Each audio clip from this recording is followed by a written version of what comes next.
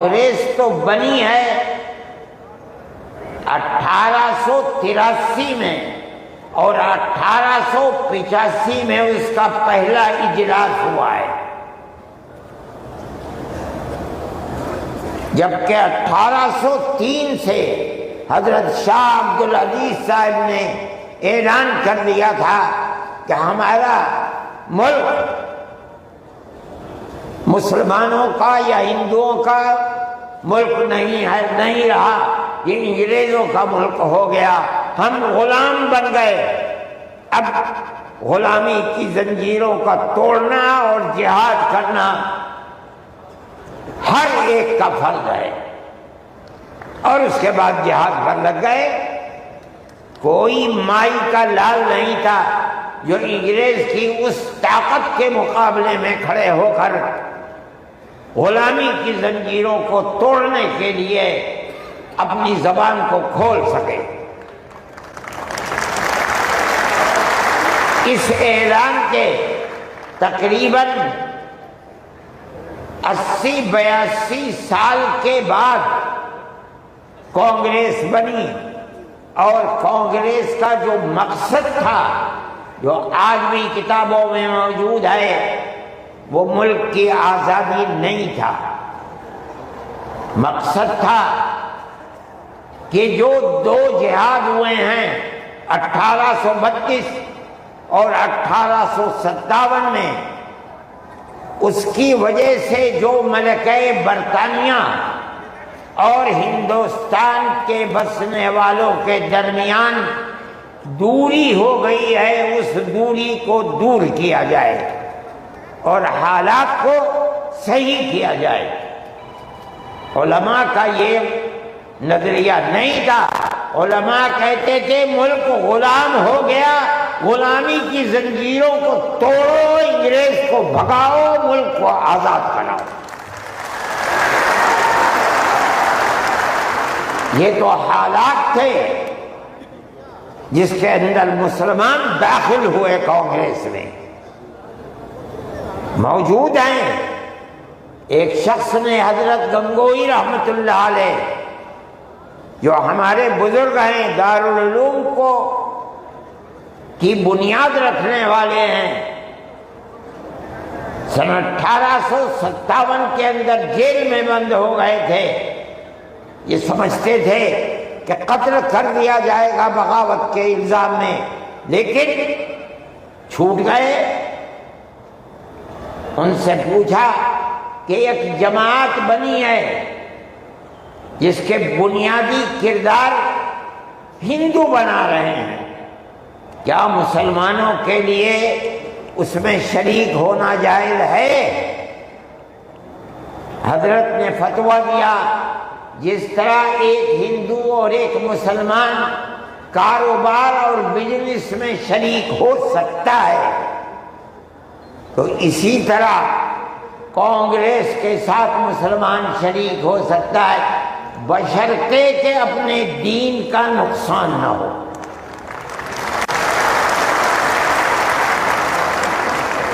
اس کا مطلب نہیں سمجھے تھے لوگ۔ مطلب یہ ہے کہ ہماری تحریک ہے کہ مسلمان اور ہندو جب تک ساتھ نہیں ہوگا ملک آزاد نہیں ہوگا۔ تم اس کے اندر گھسو اور اتنی طاقت پیدا کرو اپنی گھس کر کہ کانگریس کو مجبور کر دو کہ وہ اپنا نقطہ نظر بدل کر ملک کی آزادی کے لیے جد و جہد کرے۔ چنانچہ کانگریس نے اپنا نقطہ نظر بدلا، ملک کی آزادی کو اپنا نقطہ نظر بنایا، اور پھر اس کے بعد ہندو اور مسلمانوں نے شریک ہو کر ایک دوسرے کے ساتھ چل کر ملک کی آزادی کے لیے آواز اٹھائی، قربانیاں دی ہیں، اور انہی قربانیوں کے نتیجے کے اندر ملک آزاد ہوا۔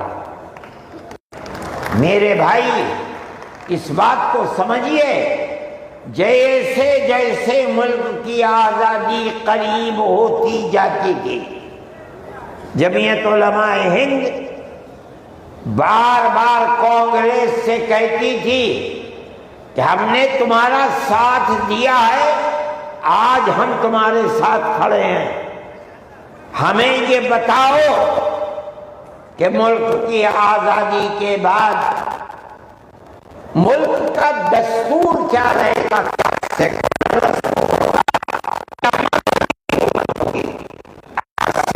دستور ہوتا ہے، ہم تمہارے ساتھ ہیں، اور اگر سیکولر دستور نہیں ہوتا تو ملک کی آزادی میں ہم تمہارے ساتھ ہیں۔ بار بار ہمارے پاس کانگریس ورکنگ کمیٹی کی تجاویز موجود ہے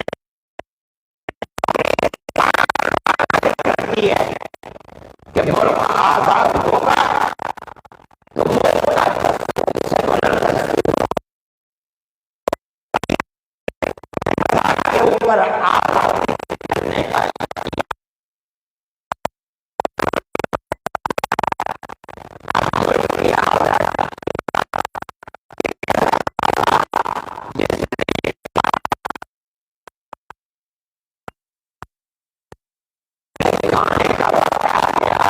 انہوں نے کہا کہ ملک کی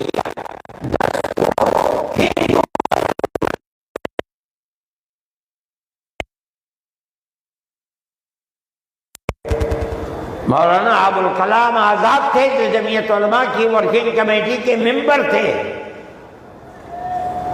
مولانا مدنی تھے، مفتی اعظم مفتی کفایت اللہ تھے، مولانا حفظ الرحمن سوہروی تھے، اور ان کے پیچھے لاکھوں آدمی تھے۔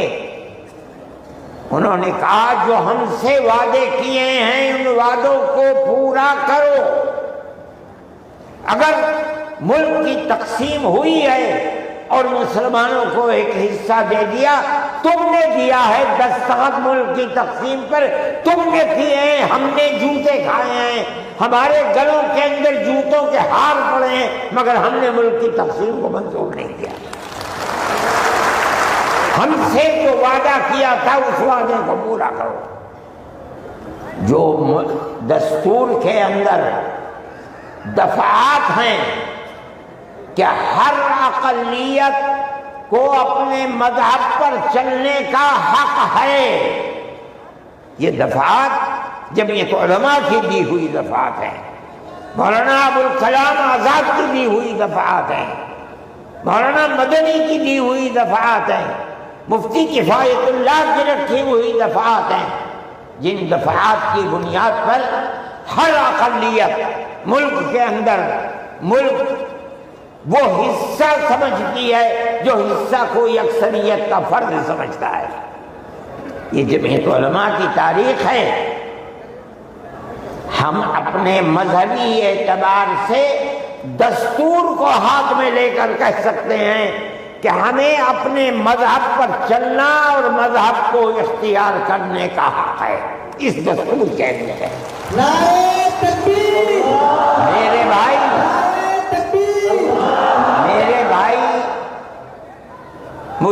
میرے پاس واٹس ایپ نہیں ہے، میں یہ لغو کام نہیں کرتا، نہ مجھے فرصت ملتی ہے کہ میں دیکھتا ہوں واٹس ایپ کو۔ مجھے آج صبح ایک صاحب نے دکھلایا کہ کل مودی جی نے، وہ بڑے آدمی ہیں، میرے ملک کے وزیر اعظم ہیں، انہوں نے تقریر کی ہے اور اس کے اندر یہ فرمایا ہے کہ وقف ہندوستان کے دستور کے اندر وقف کوئی چیز نہیں ہے۔ مجھے حیرت ہوئی کہ ایک ملک کا وزیر اعظم اور ہندوستان جیسا وزیر اعظم یہ بات کہہ رہا ہے۔ میں کہتا ہوں کہ وقف قرآن کا فیصلہ ہے، اللہ کے نبی حضرت محمد کا فیصلہ ہے، ہمارے دین کا جز ہے۔ وقف کا لفظ نہیں آیا، لیکن یہ بات آ گئی 25 اور 26 دفعات کے اندر کہ اس ملک میں ہر اقلیت کو اپنے مذہب کو پکڑنے، اپنے مذہب کو چلنے کا اختیار ہے۔ کیا مطلب یہ ہے کل کو آپ کھڑے ہو کر کہہ دیں کہ نماز کا ذکر دستور کے اندر نہیں ہے، حج کا نام دستور کے اندر نہیں ہے، زکوٰۃ کا نام دستور کے اندر نہیں ہے، رمضان کے روزوں کا نام دستور کے اندر نہیں ہے، اس لیے ہر چیز کو مٹا دیا جائے۔ یہ کیا چیز ہے؟ دستور مجموعی طور پر دستور نے کہہ دیا کہ مسلمان ایک اقلیت ہے اور ہر اقلیت کو اپنے مذہب پر چلنے کا اختیار ہے، مذہب کی ہر چیز اس ایک دفعے کے اندر آ گئی۔ وقف کا مسئلہ، اسلام کے اندر جو چیز اسلام کی ہے مذہب، وہ چیز ہے جو قرآن کے اندر ہے ایک، دوسری وہ چیز ہے جس کو ہمارے آقا حضرت محمد صلی اللہ علیہ وسلم نے فرما دیا۔ یہی دو اسلام کی بنیادیں ہیں۔ سمجھو، قرآن کی آیت ہے، چوتھے سپارے کی پہلی آیت، لن تنالوا البر حتى تنفقوا مما تحبون۔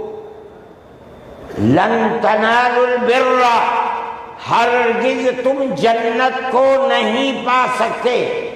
بر کی تفسیر مفسرین جنت سے کرتے ہیں۔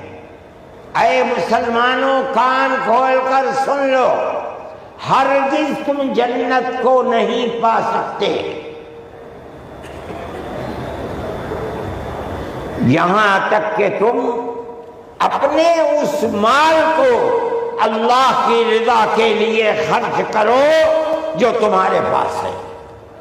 جس مال کو سے تمہیں محبت ہے، اس مال کو تم اللہ کی رضا کے لیے خرچ کرو۔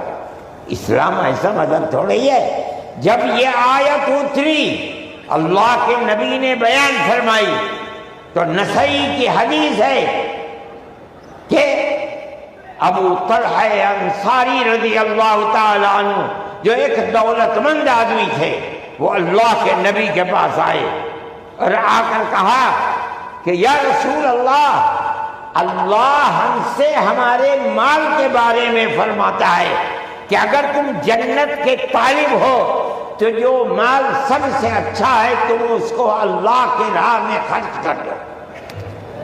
یا رسول اللہ، میرا سب سے بہترین مال فلانی زمین ہے، میں آپ کو گواہ بناتا ہوں کہ میں اس کو اللہ کے لیے وقف کرتا ہوں۔ یہ حدیث موجود ہے نسائی کے اندر۔ مذہب اور کس چیز کا نام ہے؟ جو اللہ نے فرمایا وہ مذہب ہے، جو رسول اللہ نے فرمایا وہ مذہب ہے۔ مجھے حیرت ہے کہ مودی جی ہمارے مذہب کے بارے میں فیصلہ کرتے ہیں کہ وقف کے اندر، وقف کا ذکر دستور کے اندر۔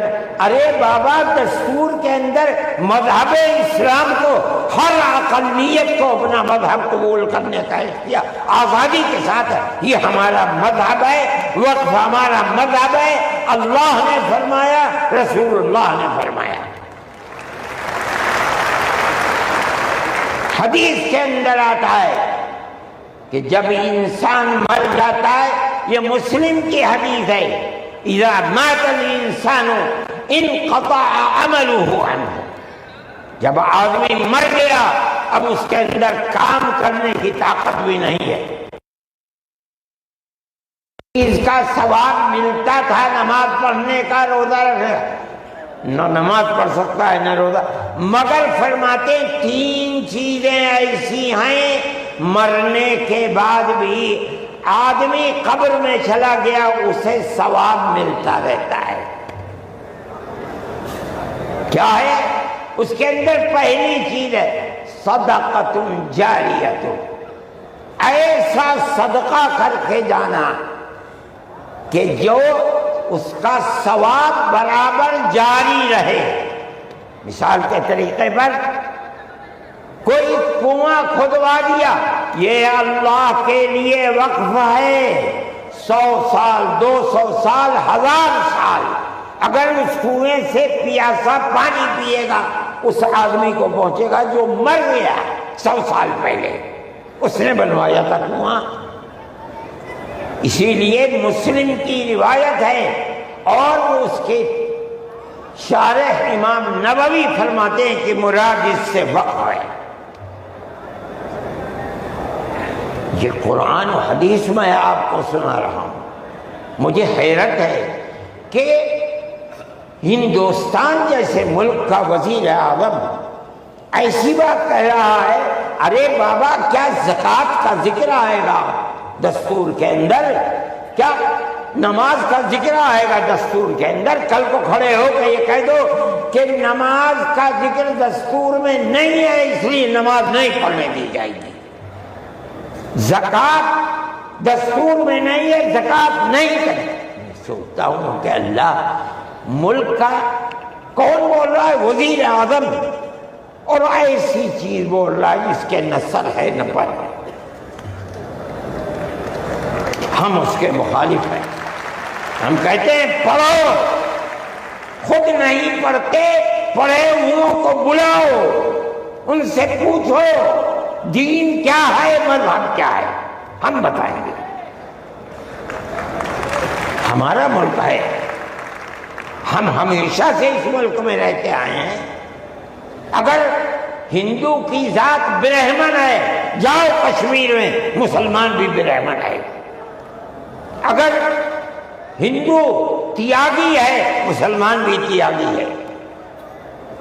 اگر ہندو راجپوت ہے، مسلمان بھی راجپوت ہے۔ ہم کہاں سے آئے ہیں؟ ہم تو اسی ملک کے رہنے والے ہیں۔ جس کو ہندو کوئی مذہب پسند ہے وہ ہندو مذہب کے اوپر ہے، جسے عیسائی مذہب پسند ہے وہ عیسائی بن گیا، جسے اسلام مذہب پسند ہے کوئی مسلمان بن گیا۔ لیکن جس طرح ایک گھر کے اندر 5 بیٹے ہیں، ایک ٹھگنا ہے، ایک لمبا ہے، ایک کالا ہے، ایک گورا ہے، یہ اختلاف باپ اور ماں کے اندر اختلاف کو پیدا نہیں کرتا۔ اسی طرح ہمارا مذہب ہے کہ آدمی کسی بھی مذہب کو اختیار کر لے، لیکن ہندوستانی ہونے میں ملکی اعتبار سے کوئی فرق نہیں ہے۔ ہمارا مذہب ہے، ہم اس کو مانتے ہیں اور یہی ایک حقیقت ہے۔ لیکن برا ہو اس نفرت کی سیاست کا۔ ایک ایسی بات کہہ رہے ہیں جس کے نہ سر ہے نہ پیر ہے، ایسا معلوم ہوتا ہے جیسے ہر مذہب کی ایک ایک جدی چیز کو دستور میں ہندوستان کے اگر لایا جائے گا تو وہ دستور ہوگا، نہیں لایا جائے گا دستور نہیں ہوگا۔ لیکن میں کہتا ہوں کہ یہ غلط ہے۔ مودی جی کو ایسی کچی بات نہ کہنی چاہیے، لیکن دنیا ہے، ہر بات کو کہتی چلی جا رہی ہے۔ آپ کے برابر میں جب ملک کا پرائم منسٹر یہ باتیں کرتا ہے جس سے مسلمانوں کے خلاف نفرت ظاہر ہوتی ہے، ملک کا ہوم منسٹر ایسی باتیں کرتا ہے تو دوسرے کیوں نہ کریں گے؟ آپ نے دیکھا جھارکھنڈ کے اندر اس کے ذمہ دار بنایا گیا آسام کے چیف منسٹر کو۔ آسام کے چیف منسٹر کی روز کی تقریریں آپ سنیے، مسلمان کو مسلمان نہیں کہتا، اس کی زبان سے مسلمان کا نام نہیں کہتا، ہمیشہ گھس بیٹھیا کہتا ہے۔ میں کہتا ہوں یہ کتنی بڑی جہالت ہے۔ جس برادری کا وہ آدمی ہوگا اس برادری کے مسلمان بھی آسام میں ہوں گے۔ ہندوستان کی کوئی برادری ایسی نہیں ہے جس کے اندر مسلمان نہ ہو، وہ مسلمان کا نام لیتے ہوئے گھبراتا ہے۔ مگر خدا کی قدرت ہے، جو 1 مہینہ جھارکھنڈ کے اندر رات اور دن تقریریں مسلمان کے خلاف کرتا رہا، وہاں مسلمانوں کا نام لے کر ان کے خلاف بولنے والوں کا منہ کالا ہو گیا۔ نعرہ تکبیر!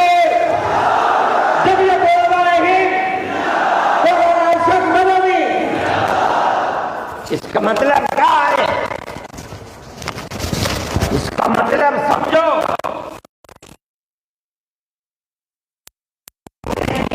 اور اس کا مطلب یہ ہے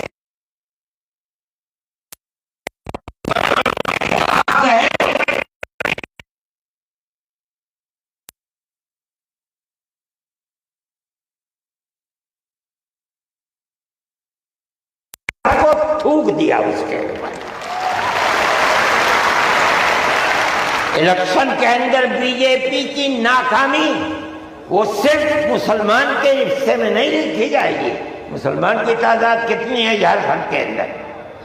اس کا مطلب یہ ہے کہ نفرت کی اس سیاست کو جھارکھنڈ کے ہندو اور مسلمان نے تھوک دیا اس کے اوپر، قبول نہیں کیا۔ وہ آدمی جو بولتا تھا وہ اپنے صوبے کے اندر بھی جب زبان سے کوئی بات نکلتی تھی مسلمان کے خلاف آگ ہی اگلتا تھا۔ دیکھو ساری ہندوستان کے اندر ہندوستانی ہونے کے لیے یہ بنیاد ہے کہ جو سب سے پہلی مردم شماری تھی سن 1951 کی، جس کا نام اس مردم شماری میں ہے وہ اور اس کی اولاد ہندوستانی ہے۔ یہ ملک کے اندر ایک قانون بنا ہوا ہے، لیکن کانگریس، بی جے پی اور جو علاقائی پارٹیاں آسام کی ہیں سب نے مل کر جب مشرقی پاکستان کو مغربی پاکستان سے الگ کیا گیا اور ہندوستان کی طاقت نے کیا۔ اندرا جی کے زمانے کے اندر بہت سے لوگ ہندوستان، بمباری ہو رہی تھی، بھاگ گئے پاکستان، اور پاکستان کے بہت لوگ بھاگ گئے ادھر۔ اب کیسے کہا جائے کہ ہندوستانی پاکستانی کون کون ہے؟ تو سب نے مل کر پارلیمنٹ نے قانون بنایا کہ 1971 کے بعد جو آیا ہے وہ ہندوستانی نہیں ہے۔ آسام میں 1971 کی مردم شماری میں جس کا نام ہے وہ آسامی ہے، اور اس کے بعد جو آیا ہے وہ آسامی نہیں ہے۔ یہ قانون بنا دیا، قانون بن گیا۔ اب یہ حلق سے نیچے چیف منسٹر صاحب کے نہیں اتری، انہوں نے کہا کہ نہیں، سارے ملک کا دستور ایک ہونا چاہیے۔ ارے بابا، کانگریس کا زمانہ تھا، کانگریس نے پارلیمنٹ کے اندر یہ اصول بنایا، اس کے اوپر بی جے پی کے بھی دستخط ہیں، علاقائی پارٹیوں کو بھی دستخط ہیں، ہم نہیں جانتے تھے۔ اور تقریر جیسے یہاں کر رہے تھے ویسے ہی روز تقریر وہاں کرتے تھے، پر 71 نہیں 51 بنے گا، 71 نہیں 51۔ کیوں؟ اگر 51 کو بنا دیا گیا تو کم از کم 80-90 لاکھ مسلمان اجڑ جائے گا، برباد ہو جائے گا۔ وہ یہ چاہتے تھے کہ مسلمان کو برباد کر دو آسام میں۔ جمعیت علماء وہ جماعت تھی، ہم گئے سپریم کورٹ میں، ہم نے کہا کہ جب اس زمانے کی حکومتیں متحد ہیں یہ کیسے ہو سکتا ہے؟ یہ اللہ کا احسان اور کرم ہے کہ سپریم کورٹ نے وہ فیصلہ کیا جو حق فیصلہ تھا، اور اس نے کہہ دیا کہ نہیں، آسام کے لیے سن 71 ہی رہے گا۔ تمام پارٹیوں نے اس کو قبول کیا ہے۔ اب زمانہ خراب ہو گیا، دل دکھنے لگا، وہ جو وہاں دل کے اندر مسلمانوں کے خلاف آگ تھی وہ جھارکھنڈ میں لا کر کے اگلی ہے۔ اللہ نے یہاں بھی منہ کالا کر دیا۔ میرے بھائی، جمعیت علماء کا یہ کام ہے۔ ہم نے اس سے پہلے ایک اور مقدمہ آسام کے سلسلے میں لڑا تھا، جب لڑکی اپنے شوہر کے ساتھ کسی دوسرے شہر میں پہنچی،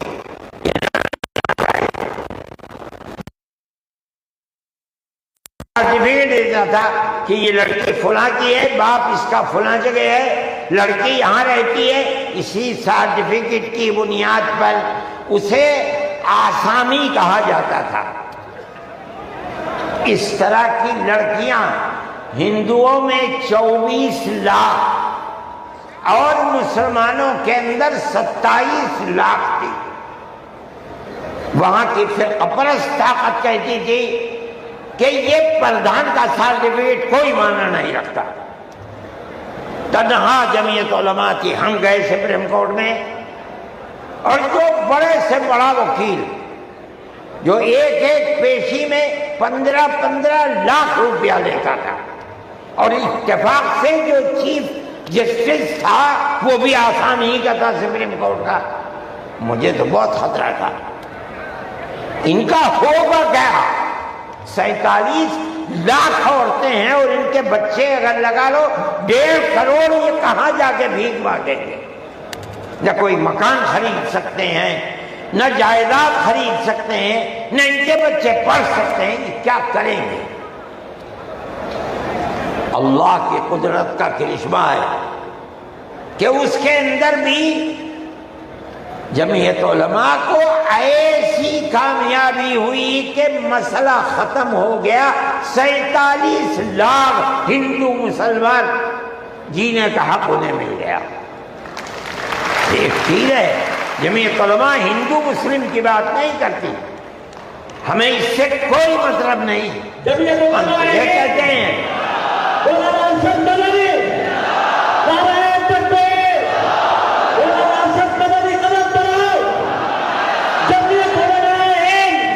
ہم یہ کہتے ہیں ہم ہر ایک کے لیے کام کرتے ہیں۔ جمعیت علماء کا یہ کردار ہے۔ ابھی آپ کے سامنے بلڈوزر کی تحریک آئی، ہم نے یہ دیکھا کہ چیز دن بدن بڑھتی جا رہی ہے، اور اس آگ کے اندر یہ نہیں کہا جا سکتا کہ 100% مسلمان ہے، لیکن 95% مسلمانوں کے گھر گرائے جا رہے ہیں۔ سارے ہندوستان میں جمعیت علماء ہند سپریم کورٹ میں گئی، اور ہم نے جا کر کے یہ بات رکھی، تحریک چلتی رہی، ہم نے یہ بات کہی کہ یہ کیسے ہو سکتا ہے جس گھر کو ماں باپ نے بنایا، اس گھر کے اندر ایک لڑکے نے کوئی کام ایسا کر دیا کہ جو کام گورنمنٹ کے خلاف ہے، آپ کی سیاست کے خلاف ہے، آپ اس مکان کو بلڈوزر چلا کر گرا دیں، وہ ماں باپ کہاں جائیں گے بوڑھے؟ اس کی بیوی بچے کہاں جائیں گے؟ اس کی بہن بھائی کہاں جائیں گی؟ اس کی اولاد کہاں جائے گی؟ بھئی آپ اس کو پکڑ کر کے جیل میں ڈالیے، یہ اپنی زندگی کو صاف دکھلانے کے لیے مقدمہ لڑے گا، آپ اس کے گھر کو کیسے گرا سکتے ہیں؟ مگر یہ بات کسی کی سمجھ میں نہیں آتی تھی۔ ہم اللہ کا شکر ادا کرتے ہیں کہ ہماری اس آواز کو اللہ نے قبول فرمایا، اور اس طرح قبول فرمایا کہ اب کون مائی کا لا ہے، ذرا گھر کا توڑ کے تو دکھ رہا ہے۔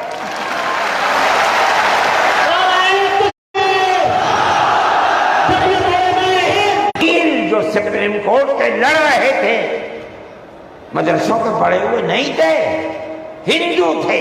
اس کا مطلب ہے کہ ملک کے اندر آج بھی لاکھوں نہیں کروڑوں ہندو ہیں جو مذہب سے اوپر اٹھ کر دکھ سکھ میں ایک دوسرے کے ساتھ شریک رہنا چاہتے ہیں۔ ہم اپنی 1400 سالہ اسی تاریخ کو زندہ کرنا چاہتے ہیں، زندہ رکھنا چاہتے ہیں۔ جمعیت علماء اس کے لیے کھڑی ہوئی ہے۔ ہم ہر جگہ جاتے ہیں، اس کو نہیں دیکھتے کہ کون ابو حنیفہ کا ماننے والا ہے، کون آدمی اہل حدیث ہے، کون غیر مقلد ہے۔ کون جماعت اسلامیہ، کون ہندو ہے، کون مسلمان ہے، ہم نہیں دیکھتے۔ اگر ظلم و تشدد ہو رہا ہے ہم وہاں جاتے ہیں۔ سیلاب آیا کیرلا کے اندر، ہم پہنچے، ہم نے مکانات 2 کروڑ روپیہ خرچ کیا، مکانات کی تعمیر کرائی، مکانات کو بنوایا۔ مسلمانوں کے مکانات بھی تھے، ہندوؤں کے مکانات بھی تھے، عیسائیوں کے مکانات بھی تھے، جاؤ جا کر کے دیکھو۔ ہم نہیں کرتے یہ کام۔ بنگال کے اندر سیلاب آیا، لاکھوں آدمی اجڑ گئے، ہم نے وہاں کیمپ لگائے، ایک ایک کیمپ میں 2700 صبح 2700 دوپہر میں کھانا کھاتے تھے۔ کوئی تمیز نہیں کون ہندو ہے کون مسلمان، جو مصیبت کا شکار ہے آئے ہمارے دسترخوان کے اوپر کھانا کھائے، یہ ہمارا کردار ہے۔ میرے بھائی ان تمام چیزوں کو سمجھنا چاہیے۔ یہ مجھے آج حیرت ہوتی ہے، وزیر اعظم کا خطاب سن کر مجھے حیرت ہوئی۔ ایسا لگتا ہے کہ جسے پڑھ لکھ کر کے نہیں خواہ بخواہ بول دیے۔ چیف منسٹر کے خطاب کو آج میں نے سنا، میں نہیں سنتا ہوں زیادہ، مجھے فرصت ہی نہیں ملتی پڑھنے پڑھانے سے، میں کہاں سے سنوں گا؟ جو خطاب ان کے جھارکھنڈ میں ہوئی ہے مجھے حیرت ہوئی، مگر زیادہ حیرت نہیں ہوئی اس لیے کہ وہ زخم خوردہ ہیں۔ سپریم کورٹ کے فیصلے نے ان کے مزاج کے اندر گڑبڑی پیدا کر دی ہے، اس لیے وہ ایسی بات کہتے ہیں۔ سب لوگ اسی ملک کے رہنے والے ہیں، جو اس ملک کا ہے اس کو مکمل اختیار ہے۔ دستور ہماری بنیاد ہے، ہم اس دستور کو زندہ رکھنا چاہتے ہیں۔ اگر کوئی اس دستور کے خلاف جائے گا، ہم کورٹ میں گئے، بار بار گئے، ہمیں سپریم کورٹ سے پورا حق ملا ہے، ہم اللہ کا شکر ادا کرتے ہیں۔ ہمیں حق دینے والے مسلمان نہیں ہیں۔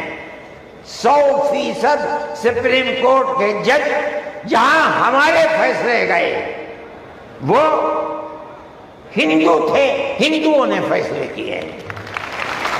اس کا مطلب ہے کہ ہمارے ملک کے اندر آج بھی 2-4 نہیں، لاکھ 10 لاکھ بے شمار لوگ ہیں کہ جو ہندو مسلم مذہب سے اوپر اٹھ کر ایک دوسرے کے ساتھ پیار و محبت کا معاملہ رکھنا چاہتے ہیں، اور جو طاقتیں ملک کے اندر نفرت کو پیدا کر رہی ہیں، ملک کے اندر ایک بہت بڑا طبقہ ہے جو اس نفرت کی سیاست کو ملک کی تباہی کا سبب سمجھتا ہے۔ جمعیت علماء کی یہ تحریک ہے، ہم اسی لیے آپ کے پاس آئے۔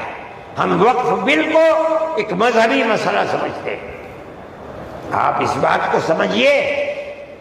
لوگ نہیں کہتے، میں تو سچ بات کہہ دیتا ہوں، آپ کے اس صوبے کی حکومت وہ بیساکھی ہے جس کے اوپر مرکزی حکومت ٹکی ہوئی، یہ بھی اس کے اندر شریک ہے۔ وہ کہتے ہیں کہ ہم مسلمانوں کو کوئی تکلیف نہیں پہنچنے دیں گے۔ میں نے جو بات کہی ہے اسی لیے کہ یہ آواز ان تک پہنچے کہ وقف کو زندہ رکھنا یہ ہمارا مذہبی طریقہ ہے، ہمارا مذہب ہے وقف۔ اگر آپ اس کی تعریف کریں گے تو مسلمان کو فیصلہ کرے کہ آپ کی گورنمنٹ آپ کے مذہب کو زندہ رکھنا چاہتی ہے یا آگ لگانا چاہتی ہے۔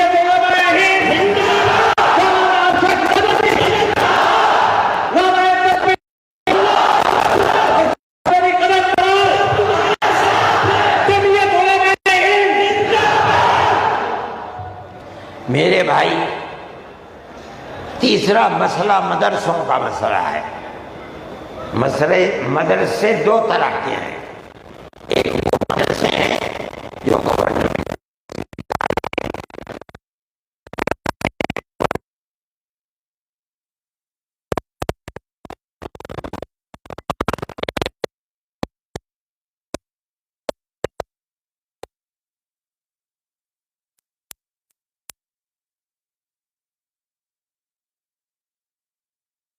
لینا، یہ نہیں ہو سکتا۔ آج سے تقریباً 15-20 سال پہلے دلی کے اندر ایک میٹنگ بلائی، بہار کے لوگ بھی اس وقت گورنمنٹ میں تھے، یہ بھی تھے،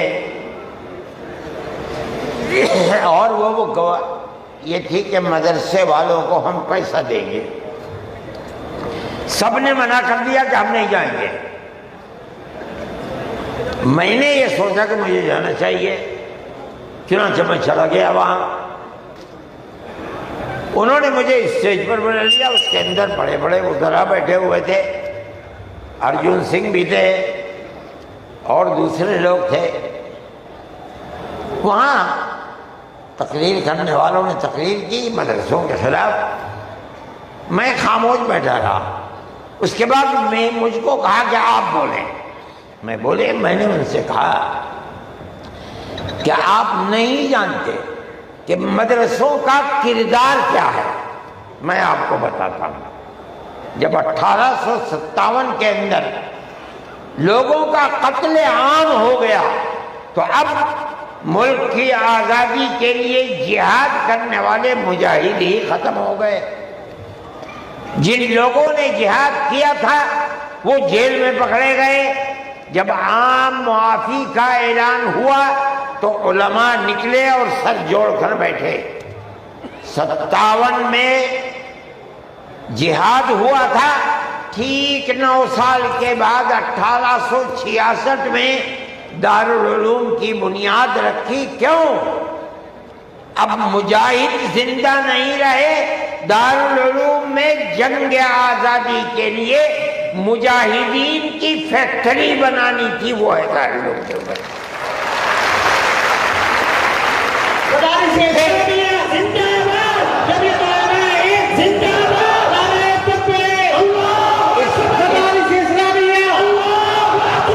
اس فیکٹری سے بڑے بڑے ہزاروں مدرسے بن گئے۔ جہاں دنیا میں جائیے، نیو یارک میں چلے جائیے، واشنگٹن میں چلے جائیے، لندن میں چلے جائیے، ساؤتھ افریقہ میں چلے جائیے، اور ایشیا کے اندر تو جس ملک میں قدم رکھو یہیں کے فارغ ہیں یا یہاں کے فارغ ہونے والے کے شاگرد ہیں جنہوں نے مدرسے بنا رکھے ہیں۔ یہ مدرسے در حقیقت ملک کی آزادی کی ضمانت ہے۔ ملک کے اندر حضرت شیخ الہند یہیں کے پیدا ہوئے جنہوں نے 4 سال مالٹا میں جیل کاٹی۔ مولانا مدنی یہیں سے پیدا ہوئے ہیں جنہوں نے 9 سال انگریز کی جیل کاٹی ہے۔ اور میں نے کہا میں کتنوں کا نام لوں آپ کے سامنے۔ یہ مدرسوں کی زندگی ہے اور یہ تاریخ ہے۔ آپ اس تاریخ کو بجھانا چاہتے ہیں، کہتے ہیں بالکل نہیں۔ انہوں نے کہا کہ ہم نہیں بجھانا۔ میں نے کہا کہ یہ ہو نہیں سکتا کہ آپ پیسہ دیں گے اور پھر ان کے نظام تعلیم اور نصاب تعلیم میں دخل نہ دیں۔ آواز آئی ہم وعدہ کرتے ہیں کہ نہیں دیں گے۔ میں نے کہا اچھا، میں آپ کو جھوٹا نہیں کہتا ہوں، مجھے یہ بتائیے کہ ابھی الیکشن میں 3 سال باقی ہیں، کیا آپ یہ ضمانت دے سکتے ہیں کہ 3 سال کے بعد جو الیکشن ہوگا اس الیکشن کے نتیجے میں کامیاب ہو کر آپ ہی اقتدار کی کرسی پر بیٹھیں گے؟ کہنے لگے نہیں دے سکتے۔ میں نے کہا تو آپ تو 3 سال کی ضمانت نہیں دیتے، اور میرے دل میں یہ ارمان ہے کہ اگر قیامت تک میں زندہ رہوں گا تو مدرسوں کو لے کے چلوں گا۔ میرا آپ سے کیسے ہو جائے گا؟ میری آپ سے اس میں مصالحت نہیں ہو سکتی. آپ کو اسکول بنانے ہیں، آپ مجھے دیجیے، آپ اگر 50 اسکول کہیں گے میں 50 بنا دوں گا. لیکن آپ یہ چاہیں کہ مدرسے کو ختم کر کے اس کے اندر اسکول کا نصاب بن جائے، یا یہ مدرسے آپ سے پیسہ لے کر چلے، جمعیت علماء اسے گوارا نہیں کرے گی. میں نے ان سے کہا کہ مدرسے اور مسجد میں کوئی فرق نہیں ہے. کہنے لگے وہ کیسے؟ میں نے کہا اس لیے کہ اگر مسجد میں نماز پڑھی جاتی ہے، مدرسے میں نماز سکھلائی جاتی ہے. اگر مسجد میں نماز کے اندر قرآن پڑھا جاتا ہے، مدرسے کے اندر قرآن، کیسے دونوں الگ ہو جائیں گے؟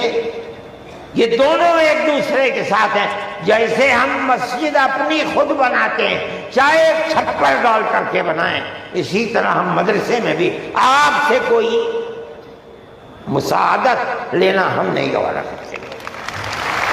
اچھا، میں یہ کہہ کر کے بیٹھ گیا. صدیقی صاحب جن کو گورنمنٹ نے بنایا تھا اسکولوں کو ان کا اقلیتی کردار دینے کے لیے، وہ میرے برابر بیٹھے تھے. اس کے بعد ایک اور صاحب کھڑے ہوئے میرے بعد. انہوں نے پہلے تو یہ کہا کہ مجھے بڑا افسوس ہے کہ آپ نے عرصت کے بعد مجھے بلا لیا. کچھ وقفے کے بعد بلاتے انہوں نے تقریر، اور جیسے انہوں نے کہا، میں نے اس پر یہ کہا کہ میرے اندر یہ طاقت ہے، آپ جو فرمائیں گے میں اسے قبول کروں گا، خاموش، میں کوئی اس کی تردید نہیں کروں گا. اس لیے آپ فرمائیے.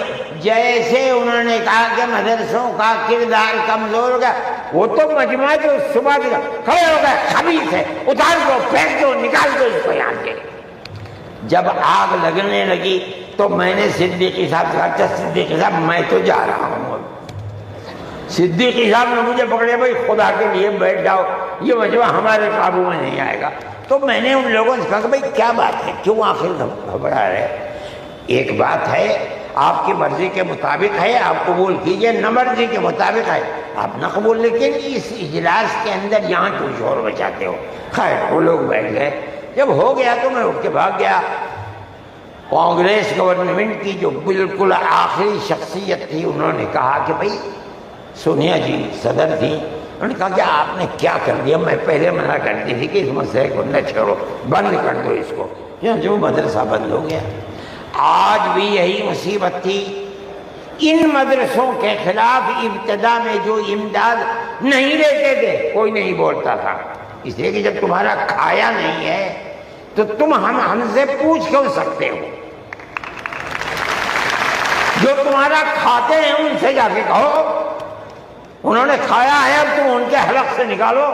ہم نے تو کبھی تم سے 2 پیسے بھی نہیں لیے. دارالعلوم دیوبند کو سن 56 کے اندر، 1956 میں، جو اس وقت یہاں بہار کے آدمی تھے اور ملک کے صدر جمہوریہ تھے ڈاکٹر راجندر پرساد، وہ دیوبند آئے تھے. انہوں نے دیوبند، حضرت رحمت اللہ علیہ زندہ تھے، حضرت مدنی، انہوں نے دارالعلوم کے لیے ایک لائبریری کے پیسے دارالعلوم کو دینے کا وعدہ کیا. جب وہ چلے گئے، شکریہ ادا کیا ان کا بہت. جب وہ چلے گئے تو ان کو خط لکھ کر بھیج دیا گیا کہ دارالعلوم دیوبند کے بنانے والوں کا یہ حکم ہے، یہ اصول ہے کہ کسی بھی مسلم یا غیر مسلم حکومت سے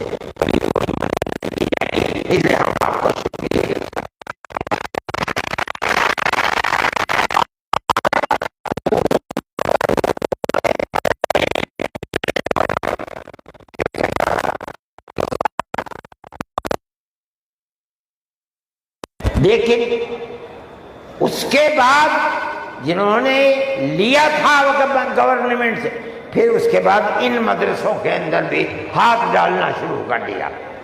جمعیت علماء اس سلسلے کے اندر کورٹ میں گئی. اگرچہ ان مدارس کے سلسلے میں کوئی فیصلہ ابھی تک نہیں آیا، لیکن ہم یہ سمجھتے ہیں کہ قانونی اور دستوری اعتبار سے جو گورنمنٹ سے کوئی چیز نہیں لیتے، پہلے لیا جاتا تھا چھٹیوں کے اندر گورنمنٹ سے وہ قانون تھا کہ جو ٹکٹ طلبہ لے کے گھر جاتے تھے کنسیشن، اس میں پیسہ کم ہو جاتا تھا۔ جب گورنمنٹ کی نظریں بدلنی شروع ہوئی، دارالعلوم نے بند کر دیا، اس کو ہم نہیں لیتے۔ یہ بات ہم نے کہی، یہ اللہ کا بڑا احسان ہے کہ جو تبصرہ آیا، ابھی تک فیصلہ نہیں آیا، وہ تبصرہ بھی حق کے اندر ہے۔ انشاءاللہ جب گورنمنٹ سے کوئی تعلق ہی نہیں ہے اور دستور کی دفعات 25 اور 26 اقلیت کو یہ حق دیتی ہے کہ وہ اپنے اداروں کو قائم کر لے، کوئی رکاوٹ نہیں ہے، تو ہمارے مذہبی اداروں کے اوپر کیسے رکاوٹ ہو سکتی ہے؟ دستور کی یہ دفعات ہمارے لیے چین و سکون اور عزت و آبرو کے ساتھ ملک میں رہنے کا ہمیں حق دیتی ہے۔ ہم یہ سمجھتے ہیں کہ مستقبل کے اندر بھی انشاءاللہ ہم اپنے ان پروگراموں کے اندر کامیاب رہیں گے۔ میرے بھائی، فلسطین کا مسئلہ ہے، دیکھیے جب یہ مسئلہ ہوا اسی دن ہماری گورنمنٹ نے ایک بات کہی کہ یہ دہشت گردی ہے، فلسطینیوں نے حملہ کیا اسرائیل کے اوپر۔ میں نے کہا یہ بھی گورنمنٹ جانتی نہیں ہے۔ جب میں نے اگلے ہی دن بیان دیا کہ یہ غلط ہے، اسرائیل کو بنانے والوں نے بنایا تھا بیت المقدس اسرائیل سے باہر تھا، فلسطین آزاد تھا۔ اسرائیل نے امریکہ کی مدد سے اور یورپ کی مدد سے بیت المقدس کو، فلسطین کو، تمام فلسطین کے اوپر زبردستی حملہ کر کے فلسطینیوں کو غلام بنایا اور اپنے اندر داخل کر دیا۔ پھر یہی نہیں، 2-4 سال کے بعد حملہ کیا شام کے اوپر، اور گولان کی جو پہاڑیاں تھیں ان کو اپنے قبضے میں لے لیا۔ جب اسرائیل بنا، نہ فلسطین، نہ بیت المقدس، نہ گولان کی پہاڑیاں، کوئی چیز فلسطین میں نہیں تھی۔ اب فلسطینی اٹھے اپنی آزادی کے لیے۔ اگر تم ان کو دہشت گرد کہتے ہو تو میں کہتا ہوں گاندھی جی بھی دہشت گرد تھے، جواہر لال نہرو بھی دہشت گرد۔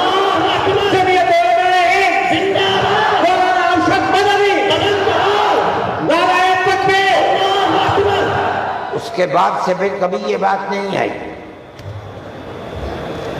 لیکن میں یہ کہتا ہوں کہ جس نظریے کو لے کر اٹھے، اس کا مطلب یہ ہے کہ کچھ جانتے بوجھتے نہیں ہے۔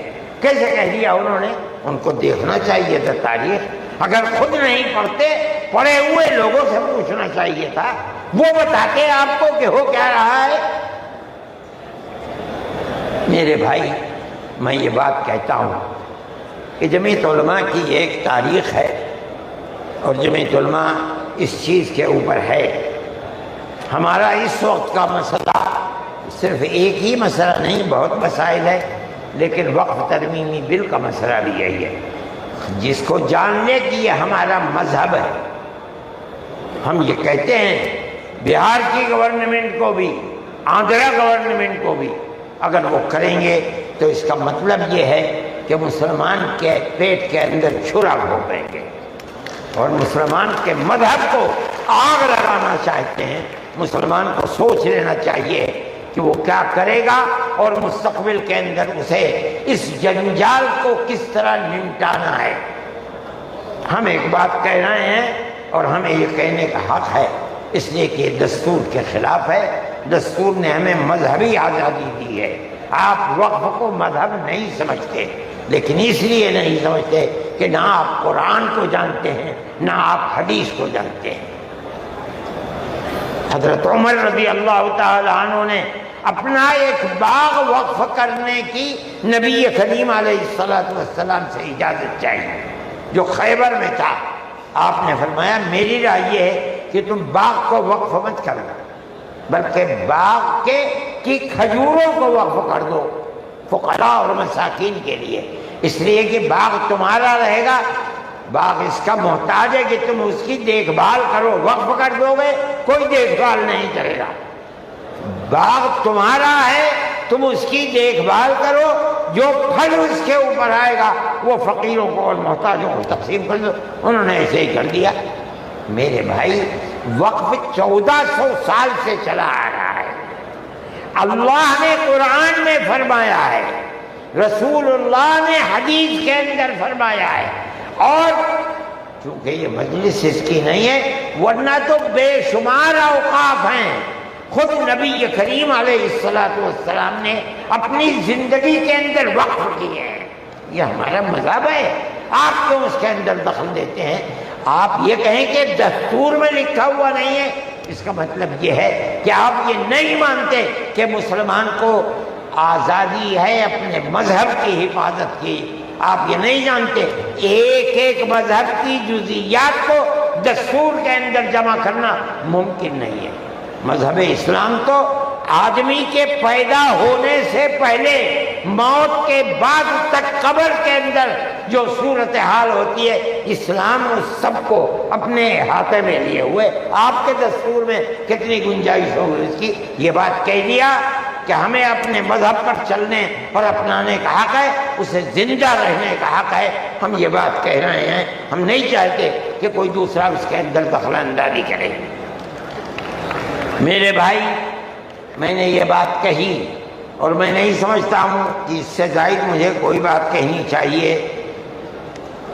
اس لیے میں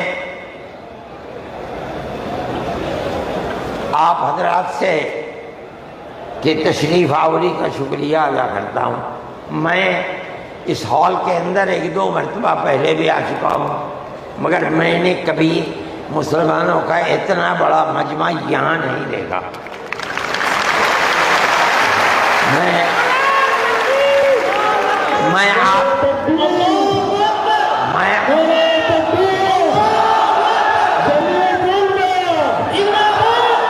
میں آپ حضرات کا شکریہ ادا کرتا ہوں اس لیے کہ یہ سب جگہ شہرت تھی کہ اس اجلاس کا مقصد وقف ترمیمی بل کی مخالفت ہے۔ اس کا مطلب ہے کہ بہار کا مسلمان ہر اس طاقت کا مخالف ہوگا جو وقف ترمیمی بل کی تائید کرے گا۔ اس لیے آپ حضرات کا اس گرم جوشی کے ساتھ یہاں آنا، میں جمعیت علماء کے خادم کی حیثیت سے آپ کا شکریہ ادا کرتا ہوں۔ اللہ آپ کو خوش رکھے، خیر و عافیت کے ساتھ رکھے، آپ اپنے مذہب کو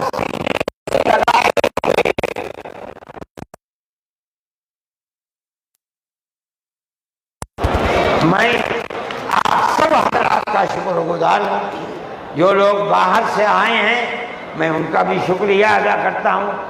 جن لوگوں نے پٹنے کے رہنے والوں نے، قادری صاحب کے صاحبزادے اور جمعیت علماء کے ورکرز جو یہاں کے ہیں یا باہر کے رہنے والے ہیں پٹنے کے علاوہ کے، جن لوگوں نے کوشش کی ہے، جمعیت علماء کے دل میں اس کی بڑی قدر ہے۔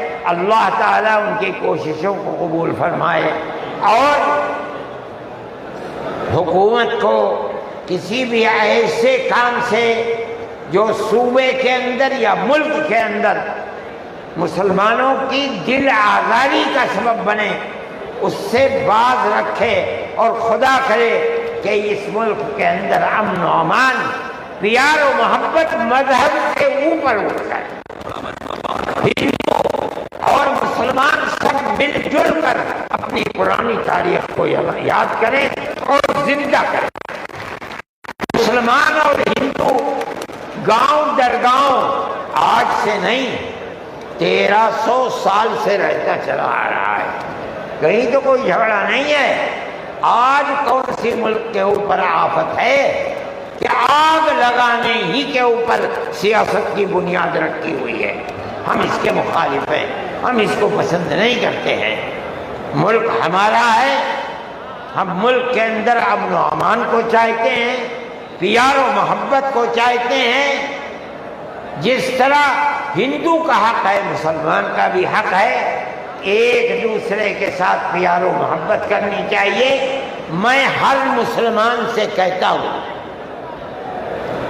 چاہے گھر ہو، محلے میں ہو، دکان پر ہو، بازار میں ہو، اسکول میں ہو یا اپنے کھیت میں ہو، اپنے پڑوسی ہندو کو اپنا بھائی سمجھو، ایک دوسرے کے ساتھ پیار و محبت کرو، جو ضرورت مند ہے اس کی ضرورت کو پورا کرو۔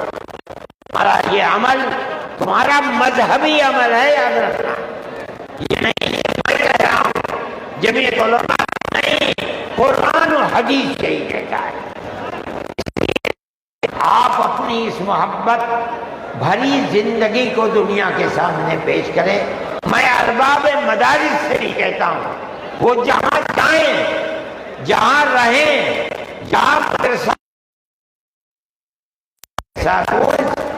ہندو مسلمان کو قریب کرنے کی اپنی تحریک کو زندگی عطا فرمائیں، جو آپ کی تحریک نہیں ہے، اسلام کی دی ہوئی تحریک ہے۔ اللہ ملک کے اندر امن و امان کو قائم رکھے، پیار و محبت کو زندگی عطا فرمائے۔